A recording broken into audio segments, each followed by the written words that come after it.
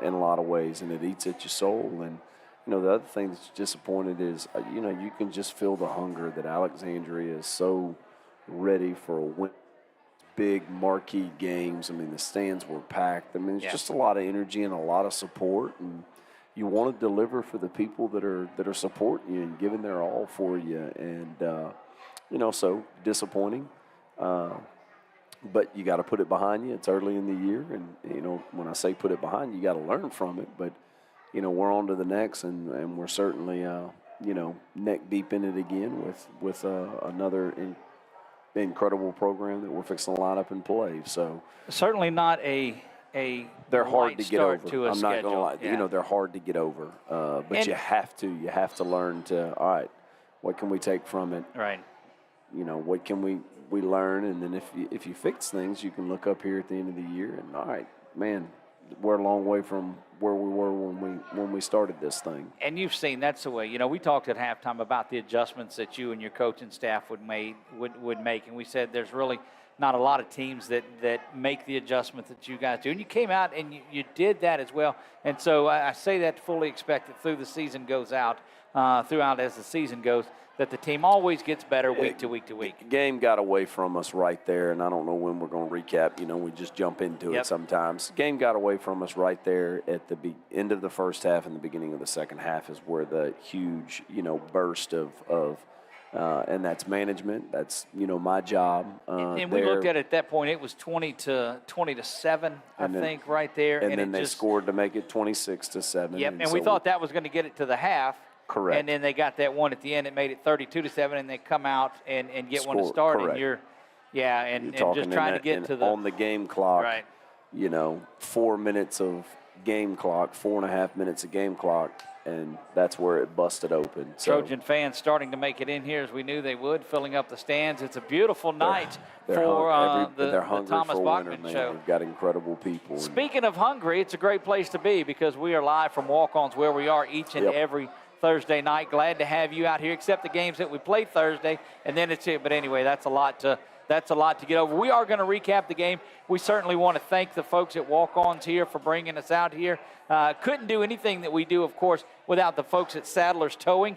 They are proud sponsors of the Thomas Bachman Show and Ash Trojan football, and actually all of our broadcasts this year, you will see their logo down in that corner where the scroll is going on. It's the Sadler's Towing scrolling scoreboard.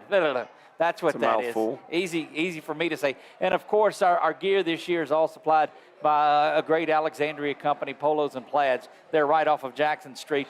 Go see Michelle and the group for all of your uniform needs. Now that I have that out of the way, let's get into recapping the game. Coach, yeah, I kind of jumped into it, didn't I? Look, anybody that knows that, you start fast, and there you are with that fast-paced offense. And we did. We came right out, went right down the field, and scored. And we knew that some type of gadget play or anticipated some type of gadget play. They hit us with a reverse to start the game last year, and so they hit us with a double pass.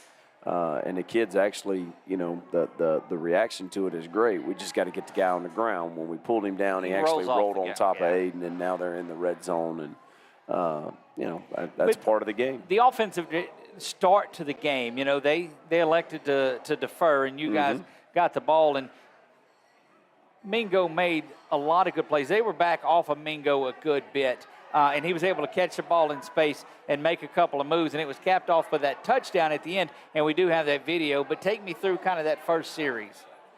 Yeah, I thought that the kid, we wanted to come out and play with incredible tempo, line up, snap the ball, get them on their heels. They're flipping and adjusting some people, and we certainly were able to do that. And, they used a timeout right there on that opening drive. So, I felt like it was well executed. That opening wish drive. we could have, the negative play there after the initial first down where, I don't know whether we snap the ball and it doesn't look like anybody else, and so we get a negative play there. Certainly something that you can't have a whole lot of those negative plays and overcome them throughout the game. Right. But no, it was a great opening drive. Executed and went down and felt good. It was capped off by Mingo, and we're going to play that on the screen here, Coach, and kind of take us through that first Amirion Mingo touchdown here. Yeah, you can just see they're giving him so much space. It's not a whole lot to it. Just get it in his hands with all that space and let him go to work. If you toss him the ball and said, hey, you got this much room, go make somebody miss. It's just not very complicated football, but that the game, it's about getting the ball to athletes and speed in space, and that's all we're trying to accomplish right there. And speaking of let athletes, him do the rest. Speaking of athletes, and I know we're talking a lot about our guys, but you and I talked during the week about their quarterback, Chance Babineau. He was it's such a cliche, but he was as advertised. Yeah, and you do tip your hat. They're what. In coaching, you always want to maximize your big-time players, right. And they certainly were able to do that. If you were to look at their roster, 6, played both ways, played on special teams. Yeah, he took he's tickets pretty phenomenal. too. He took our ticket when we went in. He's got, multiple Power 5 offers. The tight end gave us problems on both sides of the ball. The on Dyson the defensive kid front. That was a receiver that actually caught it and threw the ball initially on there. Played well. He played well, and it just another one of those players that they moved over and put athletes in position. His dad was doing PA for the first time, and we were able to talk to him. He said, "Yeah, my son is the Dyson kid," and I heard him. He was proud of it to and say rightfully the least. so. To the victor goes the spoils, and you wanted to eat at you a little bit. That's the competitiveness in you coming out, but you want to do something about it, do something about it. Yeah, do something about it between the white lines. And so, no, I just, as you say that, I heard him throughout the night a couple times, and I certainly heard him there at the end of the game through the handshake and all that. And that's what a home announcer is supposed to do. He's supposed to promote and tell what, he was rolling off all the things that they accomplished that night. It's not fun to listen to. All of the records that they had made throughout the year. I want to take a look at some of the first half stats offensively, Coach, and then we'll talk some defense. Of course, we talked about EJ, who's had just a tremendous year. EJ Scott goes 6 catches for 122 yards and 1 touchdown. Give me your thoughts on EJ. EJ's a dynamic little route runner. Don't let the height fool you. He's a football player. He's stronger than you think he is. I mean, he's a great route runner, very sure-handed, catches the ball really well. Feel really good about EJ in pretty much every situation we can put him in.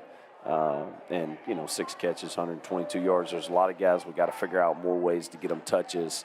To get them going. One of those guys that you get going, of course, is JT Lindsey. JT is in the house tonight. A couple of catches for 82 yards. The one long one went for the touchdown. That was on that screen. Looked like you had an opportunity to hit that a little earlier in the game as well, and missed on that one just by a little bit. We pick up a first down, and then so it's first. We pick up a first down, so it's once the ball gets reset, it's the third series. Yes, and it's going to be where he's going to score if we get it executed.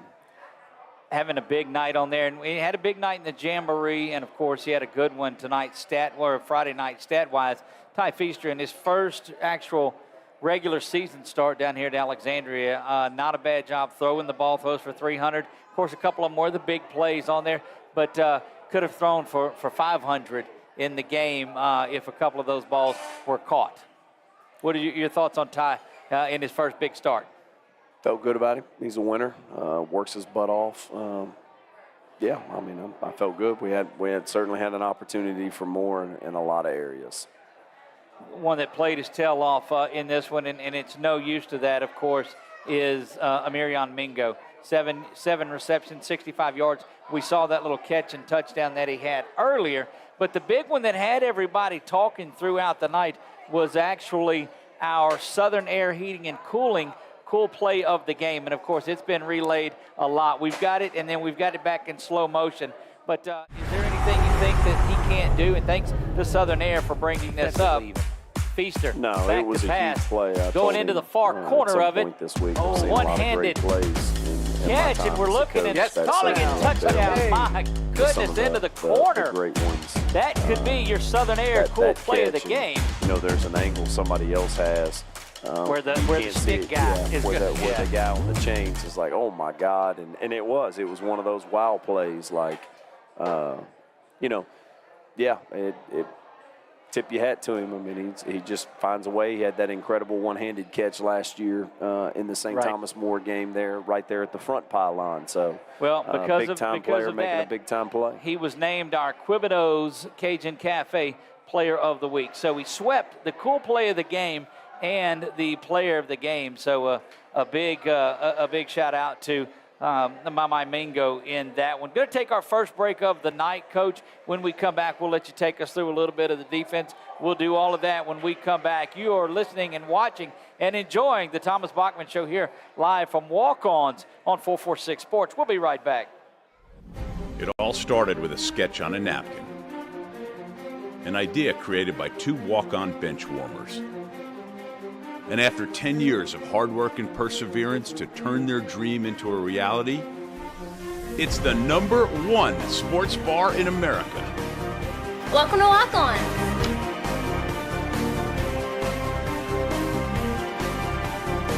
Walk-Ons, because everyone needs a little playing time.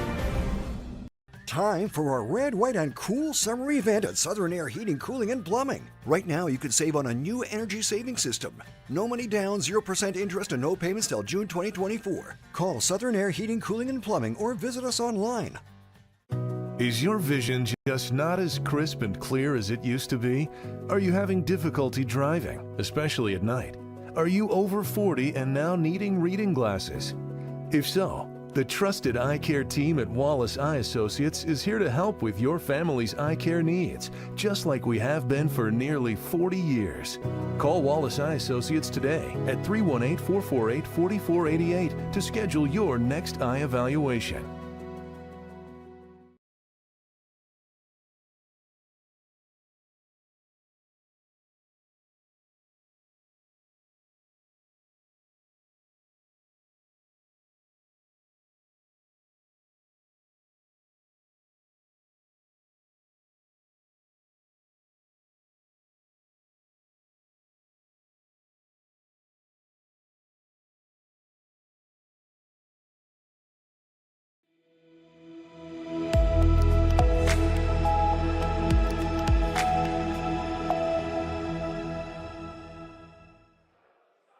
And we are back. Well, at least I'm back. Coach Bachman stepped off to go and eat, so he's over there. So we'll take this opportunity to talk a little bit about what's coming up. Of course, it is St. Thomas More Week. We're wrapping up that Karen Crow game and the end of a home and home. And we'll let you get back, Coach, before we really ask you what your thoughts are on that. I was eating a little bit. In fact, you got to. You come in, and normally, did they get the lemon butter chicken that you like? Yep. Is that the Yep. one? I had some of the broccoli from that. Yep. Well, not sure what I'm going to get tonight. See, you got to go, and that's the problem with eating out here at Walk-Ons is I get stuck getting the same thing because I don't, but everything is good. I'm a person of habit. I'm a creature of habit. Like, I find something that I like, let's go. So that easily could be what I end up pulling the trigger on here tonight. Right. Well, we're gonna turn around and get a shot of that crowd that is out here. Chuck doing a good job, and my man Nick I've messed that up the entire year. Nick Mac, and I've known him for years, and this is the problem. But we're gonna spin around. Chuck is surveying that crowd, and Coach, that's the kind of crowd that you talked about. There's the Saddlers, of course, that are proud sponsors of what we do, and that Saddlers Towing scoreboard scroll. You see your guys out there. Jeremiah's out there. JT's out there, Coach, and you may want to point out some of those others Jalen that you Kirk's see. out there. Brett and Brooks Bain. See Coach OJ in the back with Kellen, the future star. Won't be long before he's running around on the field. And back to where we're at here now. Coach, tell me a little bit about defensively, what you came out. It seemed like got knocked into the ropes there a little bit firsthand, similar to what happened last year in a different route, but it's tough to recover. Yeah, I got to find a way to get stops consistently. And, third down, conversions are a huge part of that. I think they were 7 for 10 on third down. Playing hard is certainly a part of it, and getting them to play with a high motor, but getting them to play smart, and us doing our job of making sure they understand what they need to anticipate. And Karen Crow does an incredible job. They formation you to death. They present some of their base schemes and execute at a really high level. And then that quarterback, when he gets to running around and doing things, his athleticism tends to take over and make some plays in those situations. And if you just look at this, we feel like we have some potential with that group, and so we just need to stay at work, continue to improve, and let's see where that takes us. Well, the group never quit, and if you just look at the final score on there, and anybody that's been around, you saw the onside kicks, you got them, and there's a lot of discussion going on there, but you told me one time, I think you probably told me 2 or 3 years ago in a game that got a little bit lopsided in there, but the key was we're going to try to win. And if something happens, and if you just look at the score, there was an opportunity. We had a chance to get it to one score there with about 9 minutes to go. Yeah, I don't care. Like, we're not playing so that, oh, man, keep it respectable. We're going to go play to win, and that's always been the approach, will always be the approach. If there's time left and we feel like we can get back in it, like, we're going to keep firing every bullet that we got, everything that we have, in the book at them trying to get in, because you never know.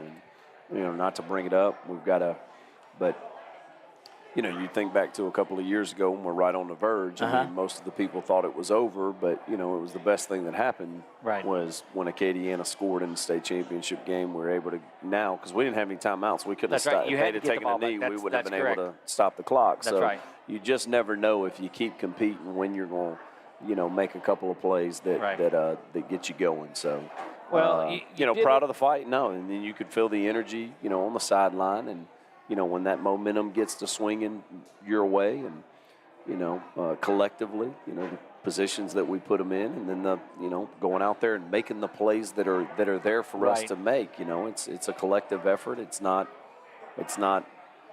all of us, and we certainly had opportunities to make some plays that really would have put some pressure on them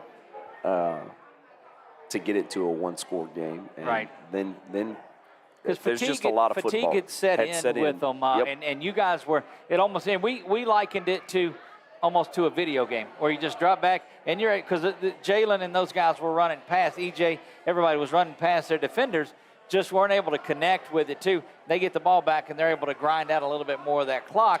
and extend the lead some. Yeah, the kids did an incredible job on that onside kick too. Right. You know, perfectly executed. You know, it's one of those things where that's part of the game. You know, there's no instant replay, but we pulled that thing off perfectly. Look, the emotion of Van Dyke is phenomenal. You see that on the video. He gets in there and battles for it. He absolutely does. and He's a fighter. He's a fighter. He's a battler.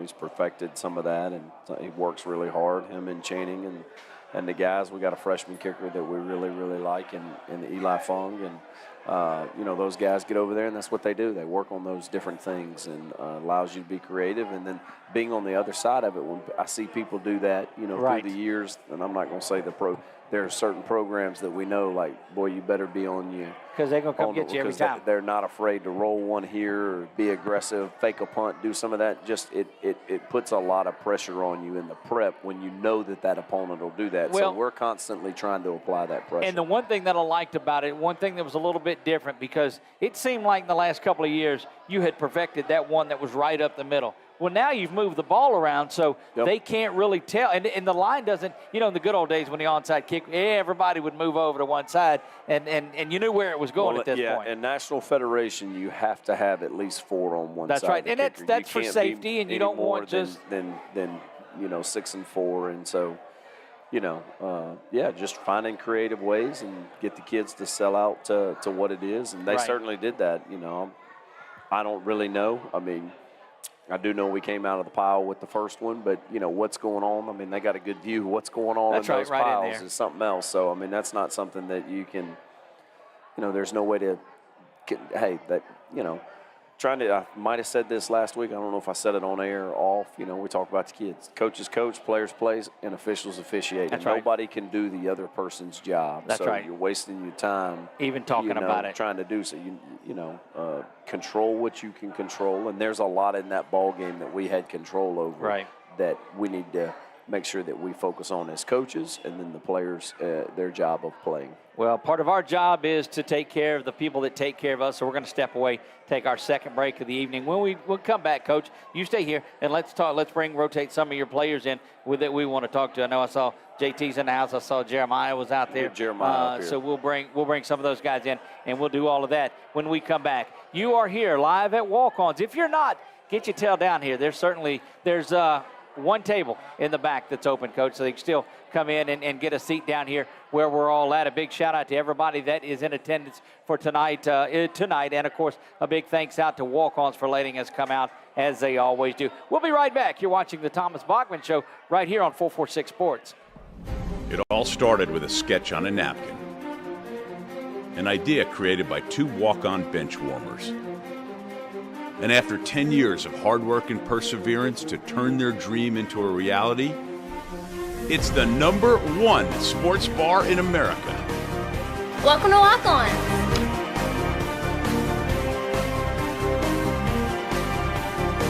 Walk-ons, because everyone needs a little playing time. Buying car insurance for the first time can be overwhelming. Do you have enough coverage? Are you paying too much? Will someone be there for you when the unexpected happens? I'm Jason Hawk with Farm Bureau Insurance. You may think it's easier online, but why wait? We're here to help you make sure you're covered.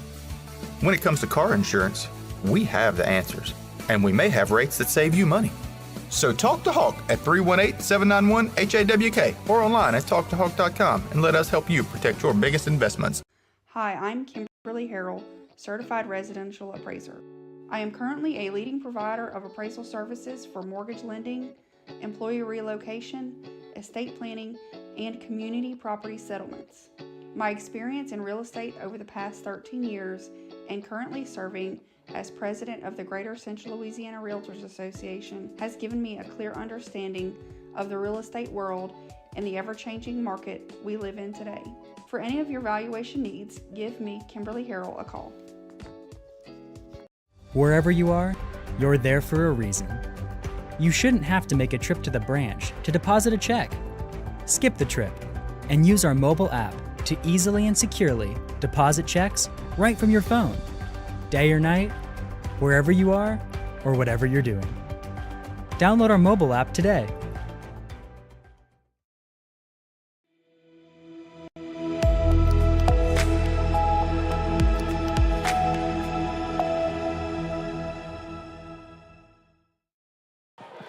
And we are back as they're adjusting the headsets on there. Not sure.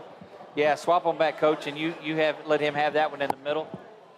There we go. Nothing like a little live TV to get things going here. Doug Gann alongside of Coach Thomas Bachman, and you know him as number 94 out on the field. Jeremiah Wright joins us tonight, and Jeremiah, certainly thank you for taking time to come out and visit with us. Oh, yes, sir. Thank you for having me. Always great to see you out here. It's a pleasure anytime that you're out at the show with us, but it's even better getting out there and watching you play. And this has already been a great year for you. You're in the backfield a lot. Yes, sir. It's not as much as it was, in previous years because of nose eating a lot of double teams. I'm not that used to it, but I'm getting pretty used to it. We go back and we look at those dominant nose tackles and big guys that stuff the run. You go all the way back to Jacobin, and it seemed like he'd have 2 or 3 people that are on him. And that's a certain amount of respect. I know it's frustrating, but you got to know that that's a bit of respect. Yes, sir. It's not that easy, I can tell you that, but you just got to do what you got to do. You got to do it. Eating up blocks. You got 2 on you, that means somebody's running free. Certainly wants you to split those double teams and do what you do. I mean, Jeremiah's played a lot of football for us. I could pull that computer up and almost go straight to the clip and show you his butt out there in the state championship game as a 9th grader. So, as far as this class that we have right now, nobody's played more football in a Trojan uniform, with the guys that we have than Jeremiah, and the job that he does, the example that he sets. I mean, this is his football team now. That's right. He's been part of football teams now, but this one's his, and we're going to go as he goes, and we certainly feel good about him leading the way, and the potential that we have on the defensive side of the football, and it's certainly not a shortage of challenges from week to week, but I think the competitor in us looks forward to that. How do you feel hearing that it's your team, because your group played in that 2020 state championship game, and your class is the last group that's held over from that. So how do you feel hearing that, it's your team, go out there and let's do this? Feels great, Goes fast. I wish I could articulate, I'm not really much of a talker, but look, I'd rather you be the player you are on the field and not the talker than come up here and do your thing and not do it on the field. He says that, he's very articulate. Right. This setting, whatever, he's going to do a bunch of it before he's done playing. He'll be playing college football somewhere next year. He's already, starting to pick up some offers. He's going to be playing somewhere. The more he gets in this, he's very intelligent, great in the classroom. I watch him interact with people. It's just the setting. So the more you do it, it's like everything in life. You learn to communicate and say, just like you having a conversation with somebody, you're thinking about the fact that you're on the radio rather than just having a natural conversation. But Jeremiah is as articulate as they come, very intelligent, high character, leader in the locker room, leader in the school building, so don't let and that's high praise coming from, because he's seen a lot of players. We've seen a lot of players come through here and do that, and that's got to make you feel good. Yes, sir, it does. I don't really see where he's coming from with the speaking, but I try when I can. Well, there you go. The humbleness and the humility is what you like to see. And Jeremiah, it never ceases to amaze me the intensity that you have out on the field. And we talk to a lot of players, and then get over here on the microphone and it gets quiet on there. It never gets old seeing it. Yeah, I watched last week's show. Same thing about Aiden. It's just gentle giants. That's what I guess that's how you put it. Tell me a little bit about his move and what it's done to help maybe take some of that off of you. Yeah. Because he's coming at you from every single angle. The offenses really have to watch him. Does that make things a little bit easier for you? Yeah, it does. We had him at inside linebacker. He wasn't the fastest person. Right. So that's typical with a D lineman. And he was strong, though. He's very strong. Was he faster than you? Who's faster? Yeah. Okay. Probably. Well, he is now. Probably got put on a little weight. That's right. And he's gained, he's probably gained 15, 20 pounds this offseason. He's worked his butt off. So, he's 240 plus now. So, natural progression with just where it is, the depth that we have, and, some of the things we're trying to do at the different levels of defense. And, defensive unit as a whole has been solid. We've seen tackling. We talk about Jason Blackwell all the time and his ability to get to the football. Tell me your overall look at the defense and some of the guys that you're playing with. Oh, yes, sir. Jason Blackwell, he really showed up sophomore year when we played that Mississippi team. Yeah, and his tackling has gotten so much better. Like in the Jamboree, right? Remember that big. He had two of them. They like really got us. One of them made the paper even. He's got the textbook tackle, but he reminds me a lot, the way he flies to the football, of Jermaine McNeil. Jermaine was always around the football. And then Jason, I think, recovered both of the loose balls, I think. Yeah, I think so. He's always around it. You see 22 coming out of the stack. Very relentless. Yeah, he's great tackle. Great addition. Right, so great to see him. And one of the things that you see early on is how they're going to adjust to that tackling, and is the tackling going to be there? And it's been that way out of your defense. Yes, sir. I mean, it hasn't been the best, as good as it can be, but it's all right. It's week one, and so and the fundamental side of it is there. The rest of it will come along. When you get ready for St. Thomas More, knowing that this is, I guess, third game in a row now that we've played them between the different places. We take the trip back down to Lafayette. But your thoughts on getting back down there to Lafayette and facing another high-caliber team? Yes, sir. I can't wait. We went down there last year. We had a bunch of whiffs, so I think it's time for redemption. Go back there and get it. I know you're walking around. You see the turf. How excited are you guys to get home and play on that turf? I heard about us practicing on it in the morning, but it rained, so probably won't do that. But I think we're gonna be on it tomorrow. I mean, it looks fantastic. Coach, y'all going to get out there on it this week? That got shot down pretty quick. So, not that I've been told. I'm hoping this weekend we'll see what happens with the rain. They're beginning to top dress and get all the fill in and do all that. We've got to get the goalpost up, but hopefully some point Sunday we're wrapping up so that we're out there Monday ready to go. Monday morning, we're in the weight room, but we're out there rolling. The turf is great to see. But being home, I mean, you get to be your home fans. This and you is guys, 4 weeks on the road. That's right. And our guys travel so well. The fans do. But there's nothing like that home Ash crowd and you guys getting pumped up and coming out through the tunnel, the band being there. It's just a great night at Butch Stoker Stadium. Yes, sir. Great. And now that we got the turf, and when it's not going to, it's going to be a lot less injury. And when it rains or something like that, we won't be muddy, this, that, and other. It's going to be great. Well, we're looking forward to it, just like we're looking forward to a big night tomorrow night. Jeremiah Wright, you know him as number 94, joins us here. Jeremiah, thank you as always. We appreciate you for being a part of the show. Thank you. And you're welcome anytime that you come in. Yes, sir. Jeremiah Wright joins us here. When we come back, we'll talk to a couple of the others. You're live here from Walk-Ons, where we're at each and every Thursday night during football season. We invite you to come out and join us here, 7 to 8 p.m. You can go back and watch it after that. And we'll be right back on 446 Sports. It all started with a sketch on a napkin. An idea created by two walk-on bench warmers. And after 10 years of hard work and perseverance to turn their dream into a reality, it's the #1 sports bar in America. Welcome to Walk On.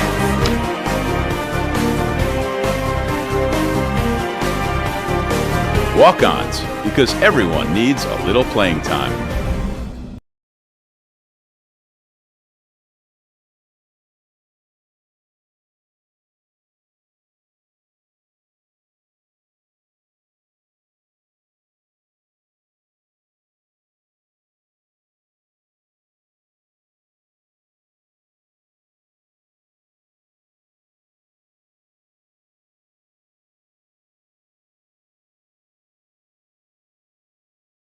BK Distributors is proud to support high school athletics on 446 Sports. BK is the one-stop shop for trophies, banners, awards, letter jackets, and just about anything award-related. And now, welcome BK Apparel and BK Promotions to the family for all your spirit apparel needs and anything you need to brand your business. When you think of anything you need with your name on it, think BK. Check them out on Facebook or at bkdistrib.com. BK Distributors, Apparel and Promotions in Pineville.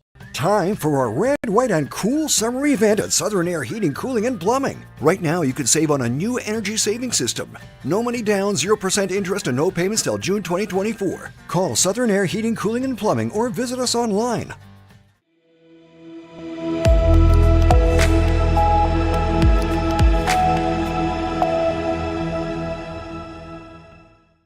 And we are back live to Walk-Ons. I am Doug Gann alongside of nobody right now. Here we go. So I go to commercial break, and Coach Bachman takes that opportunity to get up and go out of there. So we'll talk. This time he's not eating. He's over there visiting just a little bit. But we'll get back in. It's always good to talk to Jeremiah Wright again. You know him as number 94. Clogs up that middle for the Trojans and does such a fantastic job of doing that. So we wrapped up Karen Crow and talked about that. Just a bad two-game set with those guys from last year, the game that was full of mud, and then this year the one that kind of got away from us right there at halftime. Trying to get to the bell and unable to do so at halftime, they came back out, and, well, you know the rest of it that went on. So difficult night. Great. We'll look at, again, some of the things from earlier on there. Again, we talked about E.J. Scott, went 6 catches for $122 in that one. J.T. Lindsey, just saw him walk by, had a couple of catches, 82 yards and a touchdown. Carried the ball 17 times for 49 yards. And then Ty Feaster really had a good game in there. His first start in the regular season for the Trojans, had a big game for us in the Jamboree. But comes back on here and goes 18 to 35 for 312. And then, of course, we talked about it earlier. Mama Mingo, 7 catches, 65 yards, and the 2 touchdowns. And joining us back now here is Coach Thomas Bachman, and he's out. And, Coach, that's the good thing about it. You're able to go out and visit with folks and make their way around. Let me make sure that, yeah, there we go. Everything is Yeah, this is all about relationships. That's what makes it. It's the only thing that lasts when it's all said and done. You know, of course, you know, yeah, it's the relationships. You know, it's the relationships with the players. It's the relationships with the families that last. You know, long after the ball's gone. I'm going to be here, hopefully, as long as y'all will have me. As long as I am. You know, I mean, that's my plan, certainly, is to be here. And, you know, but some of these families will come and go. And well, and so the fans, the faces change. The passion doesn't change. The love for the program doesn't change. And so you see that, and that's great to have, because that's what you've always talked about. You don't want a team, you want a program. Yeah, and being able to fill these people in year after year does that. The relationships. Ciante came out to practice and got to see him today, you know, talking about moving over the turf, and just the relationships with the players. And, you know, you spend most of your time being really, really hard on them. You know, sometimes it's like, man, you know, you wonder how they are and how they're, you know, do they know how much you love them? And are you showing them and telling them how much you love them and appreciate how hard they're working and, you know, in the pursuit of trying to get some results. When I say get results, you know, that's sometimes I think we've made the mistakes of focusing on that too much rather than just accentuating the positive a little bit and going from there. And we certainly tend to do that. Karen Crow's behind us now. Got St. Thomas More coming up. We're less than 24 hours until kickoff, barring any type of a weather thing like they have out at Buckeye. Buckeye is one of our sister teams that are out playing. I don't know if they have or not. We don't know if Buckeye's kicked yet or not. We'll have to look and see. But you can catch them on our YouTube channel. Now, if you've not went and subscribed to our YouTube page, we invite you to do that. And it's $0 for that. It doesn't cost you a nickel to go and subscribe, but the one thing that it does is it pops up anytime that we go live. If you hit that notification bell, it'll do that. 8:30, 8 o'clock is when the kickoff is, and it's 7:38 now. So if you're looking for Buckeye and St. Mary's up at Northwestern, they are at Northwestern, and of course, talked to Coach Ben a couple of times today. It has kicked off? No, at 8 o'clock, he says, is the kickoff. Yeah, that makes for a late night. And bless his heart, my buddy Tom Boucher got called in out of the bullpen to go up and call that game.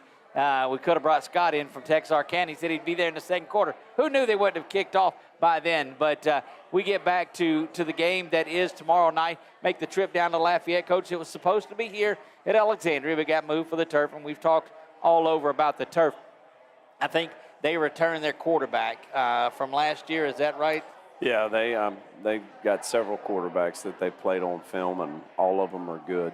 But yes, they do return their quarterback, and but who's playing quarterback for St. Thomas More? I mean, Shane does such a phenomenal job with those guys, and I'm not discrediting that this guy is phenomenal that they have, but they're always phenomenal at that spot. It's a factory down there, without a doubt. It's a quarterback Shane factory. does an incredible job with the development of those kids and that program and the continuity. I mean, they've been there together for a long time. Coach Hightower, obviously. Shane is their offensive coordinator, and I just got a lot of respect for the job that he does, the level of when you watch them on offense, how they execute, their schemes, and they just throw and catch as well as anybody out there. Indeed, they do. So it's exciting to see that one come on. Tomorrow, it's the trip back down I-49. So what your schedule when it's a game that's that close? You try to keep it. I know. Do you pregame here and then go down? We do. Or We'll pull the kids out of school, and they'll just miss the last hour of the day. We'll eat pregame meal during that time, and then before the bell rings, we'll get out to the stadium and kind of get them still, load the trailers. Once the parking lot kind of clears is when we'll get out. Right. I want to be on the road before 3 o'clock. Just with that Lafayette, you never know what you're going to run into with traffic and some of that. But the plan is to arrive somewhere around 5 o'clock. And that gives us about an hour to dress and tape and do all the things that we need to do before, we start our warm-ups. And look, you just never know. I go back to the playoff game from last year when you guys got stuck in traffic on the bridge and were very late. I remember being very, very anxious, like, are we ever going to get over this bridge? And we still had to go to pregame meal, and I'm just thinking, okay, we're going to be okay. We're going to be okay. That's right. We're going to be okay.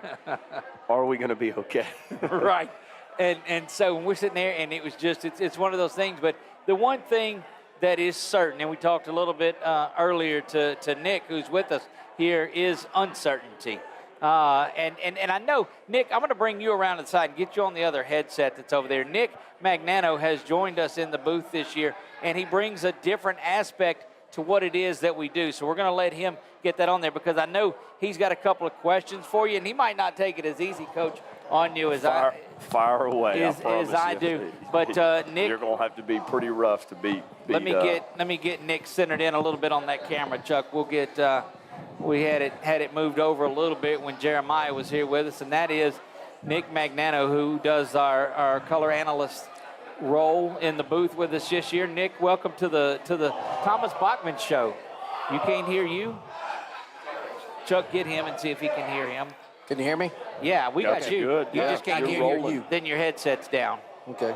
And we'll get that fixed on there. So here's your opportunity. I know we talked on the way back from Lafayette last week, Nick, and you said that you had a couple of questions for Coach. So here's your opportunity. Fire away.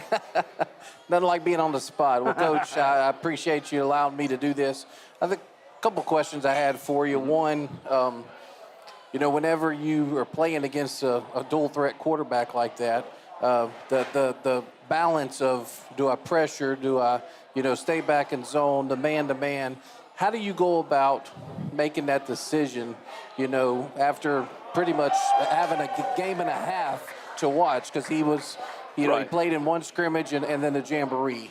Yeah, no doubt. I mean, you bring up pressures, one of the things, depending on who that dual threat is, and sometimes some of them throw it really, really well, and they're dangerous if you let them, sit back there. They can carve you up because they can make all the throws, and then some of them can't make all the throws, and so you don't want to pressure them. You want them to sit in the pocket. You want them to try and deliver the football and throw because that's not they're dynamic when they pull it down and they get to running around and doing all that stuff. So balancing that of who are you going against when you get a kid like we had the other night where he's making all the throws, and if you pressure him, right. Most of the clips that we had, I'm trying to think some of the touchdowns in the scrimmage and some of the touchdowns that Karen Crow had in the jamboree were when people did pressure him, he pulled the ball down and he's 30 yards for a touchdown or whatever. So yes, you're right. And so, this kid being an exception, can he hurt you with his feet?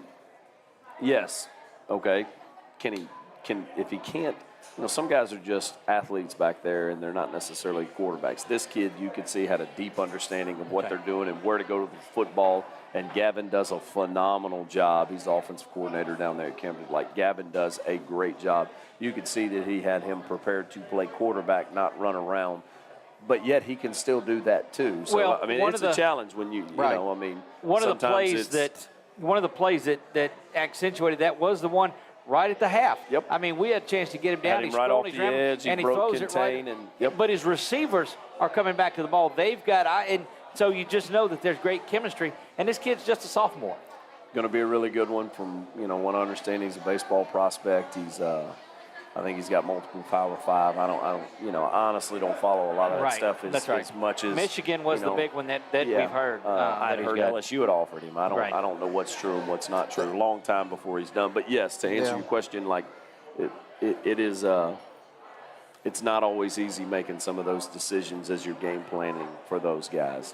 Well, and something else that really was impressive about them was the fact that their offensive line, they would set up in the veer, they'd set up in the run. Okay, and they blocked that really well. But then he'd get in the gun, and they blocked that really well. So, like you said, the only time he really broke contain that I really saw and made a pass was he did everything wrong. He did everything you don't coach. He went away from his strong throwing arm. He threw it back across his body. His receiver was running across, so he just made a play. But that's the thing. I was just curious how your defensive coordinator can – because they literally run, in my opinion, two different offenses in the same game. Yeah, they do a great job of carrying some of their schemes, with the way from the gun under center and, the presentation of some of the plays and schemes that they run. They're formationing you to death. They're unbalanced. They're doing a lot of things that you're having to account for formationally where they're getting a numbers advantage here. But as far as the schemes that they're running across the front, their offensive line executes those schemes are not as many as maybe appears where it looks like a different play. We try and teach our kids all this. This is one play, guys, but there are endless opportunities to present this play to a defense, and they do a really good job with that. And then the other question I had was after the game, and I know you can look at different plays and figure, but just getting across to the guys that, you play that game in 3-4 weeks when Feaster has, the touch that he has on the ball. You don't quite have the nervousness, and you have more the chemistry. I think the game's closer. I think you probably win it, or you have a better chance. But how do you keep the guys, let's get past this. It's week 1. I know we have a tough game coming up, but just the motivation of keeping them focused for this week. Kids are resilient. They know what's in front of them. Our kids have always shown up and gone to work, and really proud of the way that they responded this week. You want it to hurt. If it doesn't hurt, you do. Obviously, if it doesn't hurt, you don't have a whole lot invested. That's right. That's the thing for me. So you want it to bother them, but you don't want it to paralyze. Right. And it's a long season, and learn the things that you need to learn from it. Certainly don't want to repeat some of it, but the kids are resilient. They've bounced back, and we're ready for another incredible one tomorrow night against another one of Louisiana's powerhouses. You see that, of course, in the rankings, and it's way too early for any of that, but it's the program. When you walk down there to St. Thomas More, you get into the atmosphere. It's such phenomenal. A great atmosphere. And one of our keys to the game, not to give this away, but it has to do with those dang lights that they flash when they score a touchdown, like the colleges. And if you're a St. Thomas More fan, it's really cool. But for us, it's terrible. So we'll keep an eye out for that in our Why Not Stop keys to the game tomorrow night. Don't let the lights flash. Look, I wasn't that nice the first time that I wrote it out onto the program. But, you talk to the guys, and we see all of them. And after the game, I went and talked to a lot of your players as we were walking through here.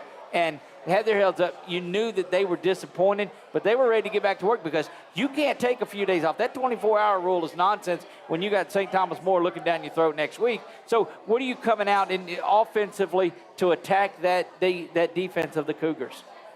Well, you just got to execute at a high level. I'm not necessarily going to jump into right. a No, I know. I don't know who, just got to execute. You can't hurt yourself, procedure penalty, all the things we've talked about through the years. You just can't do a whole lot of things where you're self-inflicting, holding calls. You get behind the chains, and that stuff's hard to overcome against a quality program, when you're 1st and 15 or 1st and 20. Those things are just really, really difficult. So control the things that we can control, and, kind of on both of it, like trying to teach our kids that these are the games that you want to play if you're a competitor, That's I correct.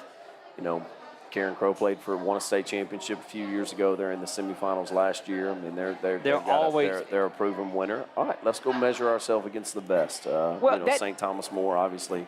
I don't know. That brings up such a great point, though, because last week, Karen Crow, you played a state semifinalist.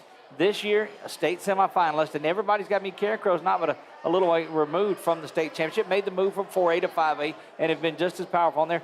We've got East Ascension, who we played at home last week. We've got them in week 4. Natchitoches Central and Jess Curtis and that group are coming. This is a brutal non-district schedule, but it gets ready because let me tell you, in district, it's just as brutal. Yeah. Makes you prepared. I mean, we kids are prepared, but, embrace the challenge and look forward to it. Don't want the kids to go play with this outcome in mind. Like, don't go play with the outcome in mind. Go play this play. Go make the most of this play. Like, quit looking at the scoreboard when you're ahead. Quit looking at the scoreboard when it's just go play. And that'll take care of itself, and that'll be the message regardless of who we play. But, yeah, I mean, it's an incredibly tough schedule. It's that way by design, and the kids, I've not heard the kids complain one time about why we can't play somebody that. Any of them that we talk to, they look forward to it because they feel like they're one of the best to get on the field, and they want to measure it against those that are perceived as the best. And I don't know that kids always know. Right. If I'm being honest with you, we all know as adults, I mean, you can play the world these kids live in. It's Alexandria, Louisiana. Who's the power in New Orleans? Or sure, they've heard of some programs and the ones that certainly have been playing for a long time. But if you were to poll the kids and say, tell me about this program, where's that at, Coach? Right. I mean, they're just kids. And so, I think we as adults sometimes build it up to be, because we all know the name recognition because we've been following this for a long time. Speaking of our district, Coach, and if you don't want to get into this topic, let me know, and we don't have to. But tell me about that situation up in West Monroe.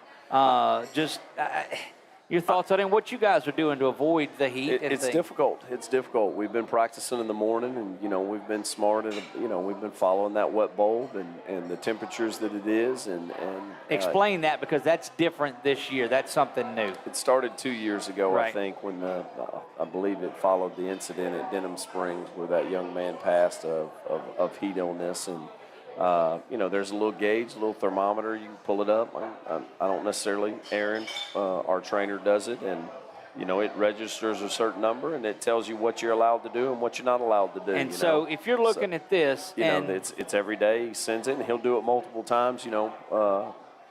Just so we can kind of get a gauge. And what's the spot where you say, okay, we can't go out there? You're gonna have to make me go back through my text. I try to do what I'm told when I'm told, believe it or not. So you do have a trainer on staff. We do. Aaron, we got excellent. Aaron this year. So when it's above 92.1, Louisiana's category 3, above 92.1, the law, no outdoor workouts. Anything above 92 degrees, is that? Well, not necessarily. No, that's it measures the factors. The humidity, and it measures all kinds of stuff. So it's not necessarily just the temperature. Hold this little thing up. It tells you what it's beeping at, and all now, of this. You asked. I want to make sure. I don't know the situation at West Monroe. You know what I'm saying? So I don't know the details of it. I'm not saying that they did or I don't know anything about that. I'm just talking about our and that's what I wanted to get into is what we're doing to monitor what goes on in the everyday practices for these guys. I have not. Most of us across, I would like to believe that most coaches are so focused on what's going on. Neck deep in things. Yeah. Everybody's got stuff going on that, I know this. Every interaction I've ever had with Todd, I've come away impressed with who he is as a man and who he is as a coach. And I certainly wish the young men involved the very best, and I certainly wish Todd the very best because you know, I respect the man, and it's a wonderful. I know that he cares for his players. Correct. It's a wonderful town. West Monroe is great. We love the burger grind that is right there at the visitors gate when you come in. Nick, you don't know about that, but you will in a couple of years. Yeah, I was fixated. You won't this year either. Well, No. something else too with them having the turf, and now you having the turf going forward. That's probably something that's in there in that. One of the system. things that we asked for, though, you know, most of the time with the turf, the old field, I guess, used to be shaved tires. It was black rubber and all that, and they made it so, you know, with the turf that we got, one of the things that we asked for was we wanted the field that was not that. So it's supposed to stay 20 degrees cooler than that. Oh, excellent. That field that, you know, not that it's not going to be hot on the turf field. I mean, you go outside in August in Louisiana, and especially these past few weeks, like, it's hot. It is hot. And I know it's going to be hot on turf field, but we do have that feel where, you know, you're not melting cleats. I've heard stories of it melting the soles off of kids' cleats. Well, and the turf, it's a lot different. And I was able to go out there during the transition, of course, and seeing that rock overlay, and then where the foam came in on top of it, and all of that. In the past, when turf first came out, it was no more than that AstroTurf, that thin little things. You're talking about turf. Turf, back in. Yeah, we ain't talking about back this in the good old days. And we're talking about the carpet. This is grass type of turf, and so it is different that's out there. But you know, the days of you guys hanging out and painting the fields, and those days, and we talked about it before, Coach, that I don't think that you're going to miss those, and those that they get you home on Thursday nights a little bit quicker when you'd be out there painting the fields, or it being muddy, or whatever the case may be with it. We're continuing to evolve and continuing to grow as a program. Those type things, you know, I mean, my mind goes to, you know, putting out uniforms and travel and all the things that the coaches do. You know, I eventually want to get a department that's within an equipment staff, a training staff, where we have departments within the school and the program that do those things, so that, you know, you hired the coaches to coach so that they can turn their attention to coaching 95% into preparing the product that goes on the field. And, you know, that's never ending in your attempt to grow and improve. And, you know, certainly the turf is I would love to have a grass field if I had LSU's grounds crew, you know, the painting of it and the preparation to go. I mean, I think we've said this on air. I mean, when the off season rolls around and it's February and you want to get in and you want to start teaching, you can say, hey, go put the ball on the minus 22 on the right hash. And, you know, all right, hey, you know, the numbers, you know, when you're talking about field spacing and all that, and you're beginning to teach the game, you're not imagining where these things are. Yeah. They're there. You're able to walk out there and teach the kids the game of football and spacing and the nuance and all the small things that goes in with all of it year round now. And so that's why that's a big event. That's right. I'm looking. I mean, that's the thing for us. And you're right. I mean, it would take us, you know, every Wednesday night was our paint night, and we'd be up there for, you know, a couple hours doing all that. So still going to put the work in. Let's just devote those work hours to something else. Well, that makes it nice. You know, one of the things, just a programming note before we get out of here tonight, our game this past Friday night was tape delayed due to the field that we went to. Karen Crow had that stipulation. Different reason than why we can't this week. Nobody shows up on the home side down there at Karen Crow, and that's why I got to believe he doesn't allow the streaming on there. It's if you're not going to come out to the game, we're not going to let you see it type of thing. But this week, we'll will be tape delayed going forward, as far as, you know, when we play people and try and get all that. Well, I wanted to let folks know tomorrow night too that game will be audio only during the night. It is tape delayed, and we'll have it back Saturday morning, rebroadcast in its entirety. Stays up on our YouTube channel, but it will be audio only tomorrow night. We'll have the scoreboard up at the top of it, the graphic that covers it. We'll let you know that, but it is going to be audio only tomorrow night. Pre-game's going to start at 6:30. We saw our Southern Air Cool play of the game was Mingo with the 100 grab. He's getting used to doing those at the back of the game. We'll have our Why Not Stop keys to the game. I know Nick has been working on those all along. Our Quividos player of the game. That is one thing that is new this year, and we will have that announced on our show Sunday night from Quibido's. It is the Coach Speak show where we bring in our panel of play-by-play guys. We call it Coach Speak because, well, oftentimes coaches won't tell us what is really on there, and so we dig y'all down tell into the truth, right? We Y'all tell go the in truth. and you won't hear a lot of, well, we want to just tackle and block better, and you'll hear some of that. Have an opportunity, though, this Sunday. Make sure that you join that show because Lieutenant Governor Billy Nungesser is going to join us on the panel. So I'm filing that one away. I'm trying to remember if I'll give you a little bit of Coach y'all are Speak. practicing, I think, that. Oh, you look. If you don't believe, if you don't understand the definition of Coach Speak,